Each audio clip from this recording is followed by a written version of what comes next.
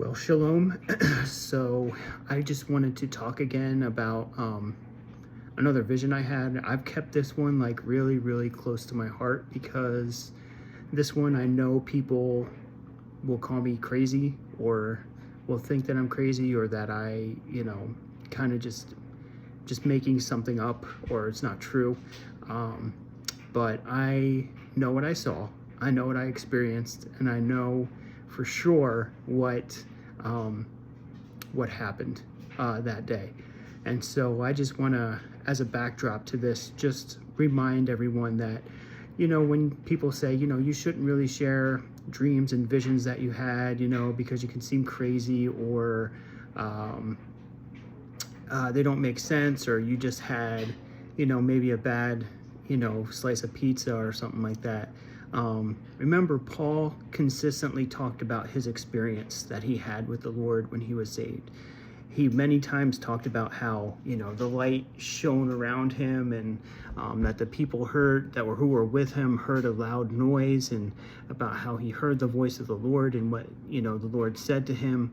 And so, he never hid that. He was never afraid to be like, hey, people might think I'm crazy if I say that, Jesus appeared to me and I saw his glory and all these different things, because, that's part of his testimony, and, what the Lord did in him, and that what people need to know about the Lord and reality. The prophets all talked about what they saw when they saw the heavens opened and the angels that they saw. They never hid it because they were worried that people would think that they were crazy, but even though people thought they were crazy, didn't listen to them or anything. So this experience I've kept very, very hidden in my heart, because I don't like to talk about this one, because it is kind of to most believers would say it's a strange experience.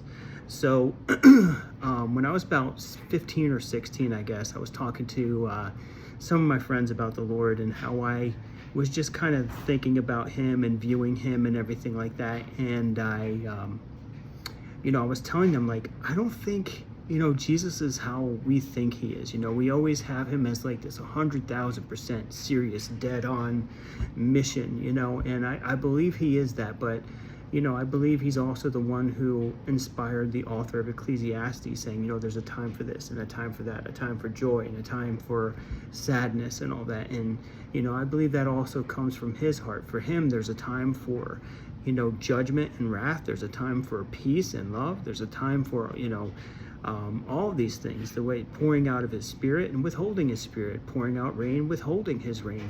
And, I believe that, Jesus was a human just like us. He had a sense of humor. He would get angry. He would get, frustrated with his disciples. He would cry. He got sad.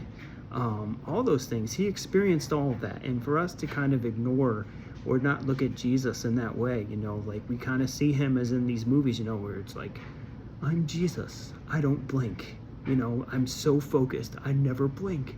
And I think that's, just kind of this perspective we have of him when he was walking on the earth. So here I am talking to my friends about it, and I'm like, think about it. This is Jesus and 12 guys. Some of these guys were young.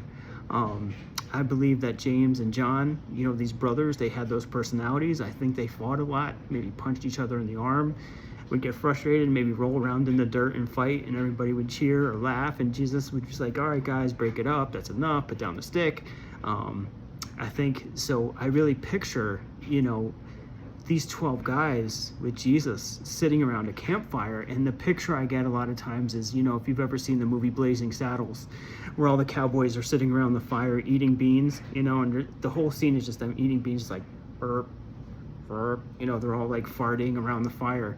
And I just was like, guys, I think Jesus and his disciples were like that. Like, you can't get away from it. These are 12 guys, plus Jesus, 13 guys, maybe more, sitting around a campfire at night telling stories, Jesus telling stories, and, James and John sitting there, and eventually, his brother, tries to fart, while they're eating their fish. And then James, and then they're like, oh, guys, it's gross, oh, stop it. And Jesus is just like laughing. He just goes, sons of thunder, because I just think he would have that kind of sense of humor. And then like after everybody's laughing, done laughing, it just kind of gets quiet and Jesus is like just looking down, eating, and then, he kind of lifts his butt cheek, and it was like just kind of stops eating for a second, looks at Jesus, and Jesus, they just see his shoulders. And then he starts laughing out loud, and then everybody starts busting out laughing, and people get offended about thinking about Jesus having humor like that. Like, why? It's not sinful or anything like that. He's just, was just, a guy like us having fun with his friends. And they were like, my friends were like, when I was telling them about this and how I felt, they're like, no, there's no way Jesus is like that at all. No, he's too serious. He's God. You can't say that God is farting or that Jesus did all these, but he was a human. He went to the bathroom. He burped when he had to burp. He might have had bad breath sometimes after eating, lox and bagels or whatever they ate, with the onions. He was a normal guy like us. He got dirty and took baths, we just gotta, remember, he walked the earth and for, the time he was on the earth, and he was a normal guy like us. And so they didn't believe it. And so they walked away, laughing, and I'm just still sitting there. I'm like, all right. And so I just started praying, and I look up and it's during the day and I'm looking at the clouds. And I'm like, Lord, if I'm wrong, like, let me know, because I don't want to dishonor you in any way. And so, I was just looking at this cloud, and all of a sudden, like, I can't explain it, but it like this cloud just like kind of opened up, and it was massive, this massive cloud, like a mountain cloud. And the best way I can describe it is Mount Rushmore. How like on Mount Rushmore you see the heads of the presidents that are chiseled, and it's very clear, you can see them, and it's just like the heads on this mountain. Well, Jesus did the same thing. I just saw his head like in this mountain, like Mount Rushmore. It was massive, and I just saw his head, and I knew it was his head because it was clear as day. Like this was a vision that I saw, clear as day. I saw, his hair. I saw his beard, his teeth. My teeth are crooked, but I saw his teeth. And this wasn't just like, oh, it might be Jesus. Like, it was literally like, there's no question about it. Just like if you were to look at Mount Rushmore and be like, yeah, that's George Washington's head right there. This was Jesus's head. But here's the thing. When he was smiling, when looking at me, he was wearing a pair of aviators, like, the big sunglasses. And he was just smiling, looking at me with a pair of sunglasses on, being silly. And I just started laughing hysterically, and I felt Jesus laughing too. Like, this was a personal joke between us. This is why I don't like to share this one that much, because it was like a personal joke between us. But like, I want to use this to just really relate to all of you, or anyone who will watch this, that, Jesus, he's just a loving Father. He loves us so much, and he died for us. Isaiah 53 talks about what he would go through for us, that he was wounded for our transgressions, bruised for our iniquities.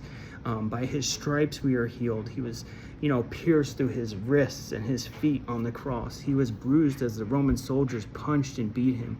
He was, the stripes as the whip came down many times across his back for your healing. And when he died for you to secure your salvation. If you would just believe in him, believe that he died for you. And then he went into the grave for 3 days, and on the third day he rose again to prove that the salvation, and to solidify a salvation that he made for you. And then 40 days later, with his disciples, he ascended into heaven and sat on the throne in heaven, sealing the resurrection promise that he gave for us if we just believe in him. There is a future promise for you. There is a love that he has for you, a relationship that he wants with you. He is funny. He is serious. He is all the things that you would want in a God, and he's faithful in all of it. He is so good, and he is so kind, and he's so they say beautiful, or he's handsome. He is beyond what you could think, and he did all these things for you, and he's still awaiting his return so that you will find him. And I'm just praying that these videos will find you, that you will find him, that all these things, like, I know he's real. I've seen him. I've spoken with him. He's touched my life. He's done things for me. And it's not just something that's made up, or something that I'm leaning on a crutch, or I'm making up to just make something up, because that's, it's just not true. the Bible is true. His word is true. He is real. Jesus is real. Yeshua is real. He is in heaven right now, and he is just calling out to you, and he wants to see you with him. And he might be wearing a pair of aviators. But John, the disciples saw him in the book of Revelation as a lion on the throne, meaning that he's a king, he's the ruler, but he's also still the lamb that was slain for you, the innocent lamb that was slain for you, and by his blood you're saved. So I hope this blesses you. Be blessed. Shalom. Maranatha, may he come again. And I hope that you find him and just ask him, if you're real, just show me. And he will reveal himself to you because he's faithful. All right? God bless you. Shalom.